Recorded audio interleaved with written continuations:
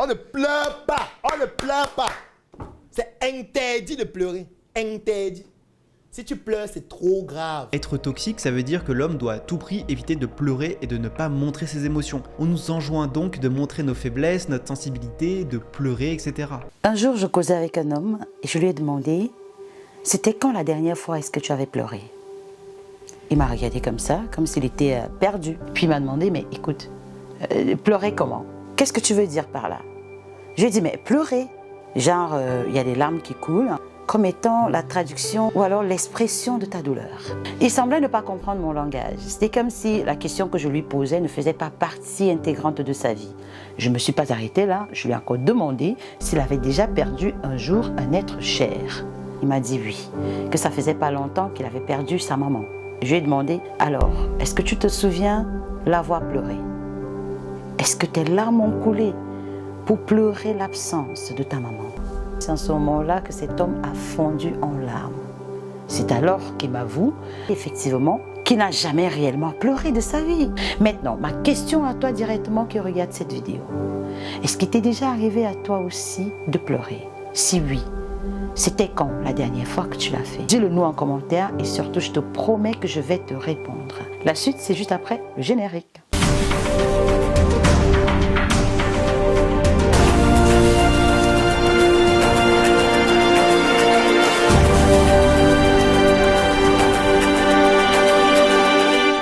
Salut à toi qui rentre dans HRE pour la première fois, sois le bienvenu, installe-toi confortablement parce que tu es au bon endroit, au bon moment et avec la bonne personne. Si c'est vraiment la première fois que tu me vois, sache que je suis Solange Ella, experte en renforcement de la masculinité. Dans HRE, c'est-à-dire homme roi épanoui, il est surtout question de ton bien-être spirituel, émotionnel, relationnel et de tout autre domaine de la vie que je trouve important pour toi. L'une des choses qui a tendance à vraiment s'évanouir ou à complètement disparaître, c'est cette sensibilité émotionnelle. Beaucoup d'hommes ont malheureusement perdu ce côté enfant, bébé, qui leur permet d'être un tout petit peu vulnérables. Malheureusement, beaucoup d'hommes ont vécu avec des parents ou vivent encore avec des parents qui leur ont arraché cette capacité, cette liberté de laisser transparaître l'expression de leur douleur au travers des larmes. Beaucoup n'en sont plus capables. On leur a dit qu'ils sont très forts, qu'ils ne doivent jamais exprimer leurs sentiments. Ils doivent être courageux. Quand tu tombes, tu te relèves sans pleurer. Parce que pleurer, pour eux, reste encore une faiblesse. Ils perdent papa, maman, ils ne pleurent pas. Et même leurs propres enfants. La femme avec qui ils ont partagé des nuits blanches, leur femme qu'ils ont aimée, lorsqu'elle meurt, pour ceux bien évidemment qui ont perdu déjà leur femme, leur copine, ils ne pleurent pas. Ils jouent au dur. Ils jouent aux hommes forts. Et le pire dans tout ça, c'est que même lorsqu'ils se retrouvent tout seuls à la maison, seuls dans leur lit, ils sont incapables de pleurer.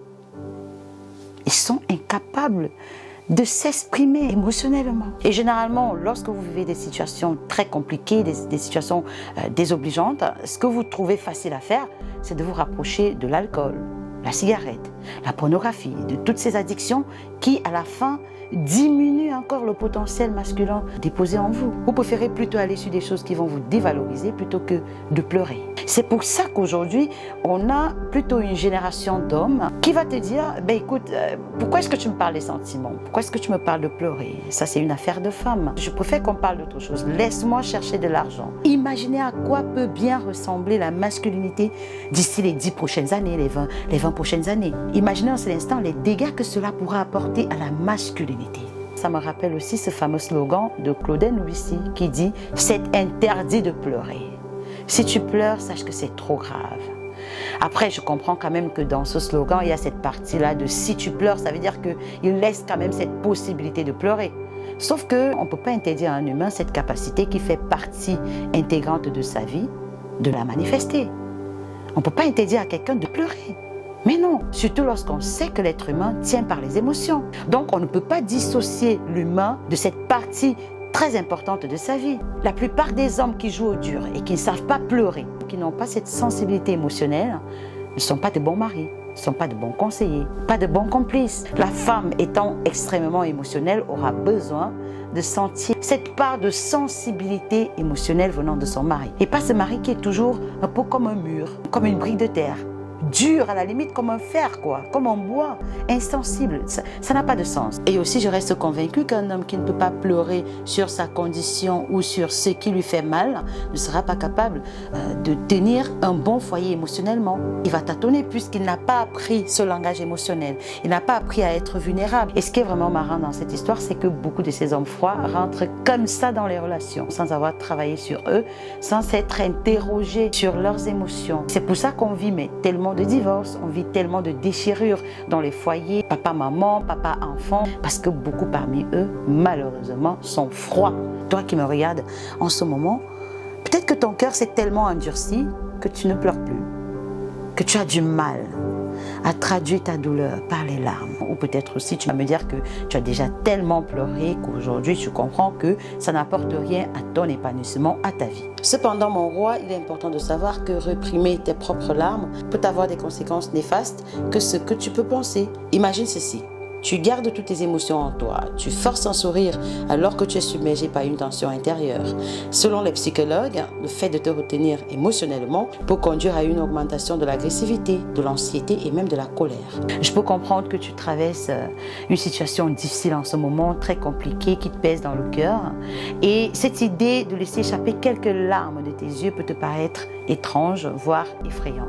Ne t'inquiète pas, je suis là pour te dire que c'est parfaitement normal. C'est même très sain de laisser tes émotions s'exprimer. Il n'y a pas de honte à cela. Ça montre que tu n'es pas un animal et que tu n'as pas un cœur de pierre. Pour ceux qui sont des croyants et notamment des chrétiens, en lisant la Bible dans l'Ancien Testament, le livre d'Ézéchiel chapitre 36 verset 26, il est clairement dit que le Seigneur enlèvera le cœur de pierre pour le remplacer par un cœur de chair. Donc tu comprends à quel point même ton Créateur aimerait que tu aies un cœur de chair. Et la meilleure façon de pleurer, c'est de le faire devant le Dieu qui connaît tes faiblesses, qui connaît le début et le commencement de toutes choses. Maintenant, parlons des bienfaits des larmes. Lorsque tu laisses tes émotions s'exprimer, sache que ton corps libère deux hormones importantes, les endorphines et l'ocytocine. Elles agissent dans ton corps comme un baume apaisant. Elles vont t'offrir une sensation de calme et de réconfort. Après avoir pleuré, tu ressentiras un soulagement. Mais ce n'est pas tout, mon roi. Pleurer permet également à ton corps de se débarrasser des toxines et surtout de réduire le niveau de stress. Le cortisol, qui est cette hormone du stress, diminue progressivement et ce qui va te permettre de retrouver un équilibre émotionnel. Aussi, il est très important de noter que les larmes ont le pouvoir de te permettre de prendre du recul sur les situations compliquées, des situations difficiles, celles que tu penses presque irréparables. Elles t'aident surtout à changer de perspective, de réfléchir à des éventuelles solutions et à faire face aux défis de la vie. Je pense que le moment est enfin arrivé où tu dois prendre conscience de la valeur de tes émotions et surtout de la qualité de la relation émotionnelle que tu entretiens avec toi-même. C'est très très important. Tu ne peux pas laisser que les gens, tes parents ou la société définissent la manière avec laquelle tu dois te comporter émotionnellement. Tu ne peux pas décider de rester dur, de ne pas pleurer parce qu'un tel te l'a dit ou parce que tes parents t'ont formaté comme ça. C'est à toi de revoir ce qui est bien pour ta vie. Parce qu'encore une fois, s'il y a quelqu'un qui devrait en souffrir plus tard, s'il y a quelqu'un qui devrait peut-être en mourir, c'est toi. Lorsque tu fais face aux difficultés de la vie, lorsque tu souffres dans ton cœur, personne n'est avec toi pour mesurer l'ampleur de la chose, pour juger ou pour peser le poids de ta souffrance, le poids de ta douleur. Tu es le seul à porter ta souffrance. Il faut que tu apprennes à être vraiment intelligent et surtout à être sage. Les conseils que je te donne ici, ce sont des conseils pour la vie. Ce sont les conseils pour ton cœur, pour ton âme, pour ton épanouissement. Donc voilà, c'était tout ce que j'avais à partager avec toi dans cette petite capsule. J'espère qu'elle a ajouté de la valeur à l'homme que tu es. Et si tel est le cas, tu sais déjà ce qu'il faut faire. Partager à tes potes, à tes amis. Peut-être que quelqu'un pourrait y trouver son compte. Alors, si tu ne t'es pas encore abonné, n'hésite pas vraiment à le faire. Surtout, active la cloche de notification pour être au courant de mes prochaines publications. Sur ce, je t'embrasse très fort et je te dis à très bientôt sur la prochaine capsule. Bisous.